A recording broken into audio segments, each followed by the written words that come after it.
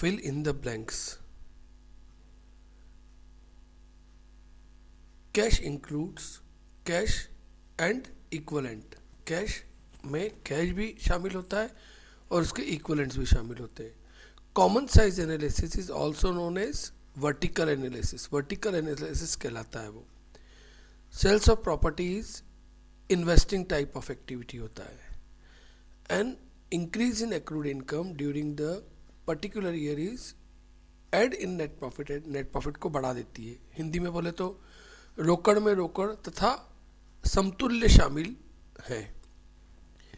एक वर्ष के दौरान उपार्जित आय में वृद्धि निव्वल लाभ में जोड़ी जाती है. सामान्य आकार के विश्लेषण को ऊर्ध्वाधर विश्लेषण भी कहा जाता है.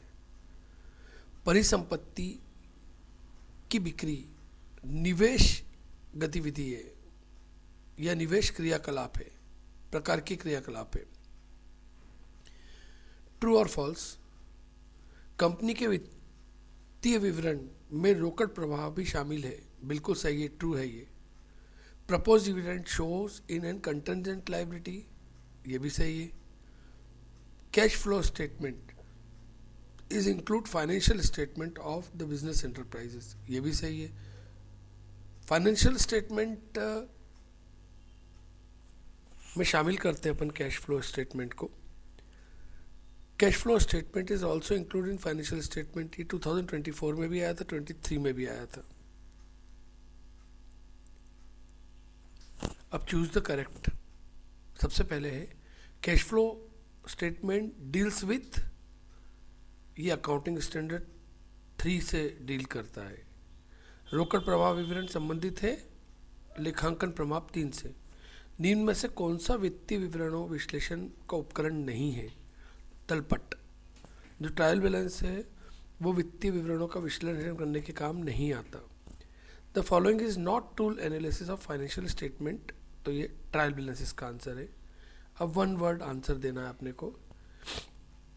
What types of analysis of cash flow is receipt of cash from customer.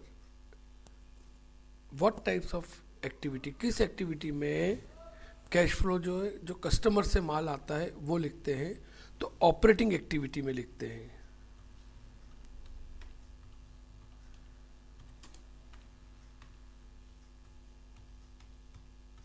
Operating activity. Cash flow statement are, cash flow statement is related to, काय से रिलेटेड होता है? कंपनी की अकाउंटिंग, लिक्विडिटी और फाइनेंशियल हेल्थ से related होता है cash flow statement. What mean by cash equivalent. Cash equivalent में क्या क्या आता है, क्या मतलब होता है उसमें? कैश इक्वलेंट में कैश भी आता है, करंट इन्वेस्टमेंट, बैंक, कैश और मार्केटेबल सिक्योरिटीज, ये 4 चीज़ें आती हैं.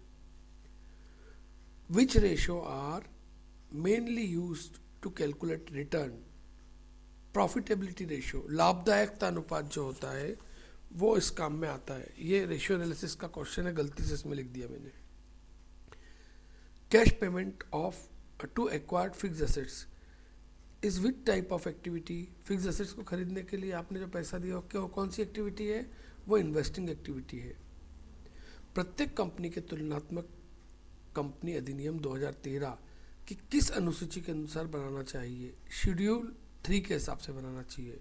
Every company should prepare the balance sheet according to which schedule of the company act. किस शेड्यूल के हिसाब से? 2013 के शेड्यूल 3 के हिसाब से हर कंपनी को अपनी बैलेंस शीट बनानी चाहिए.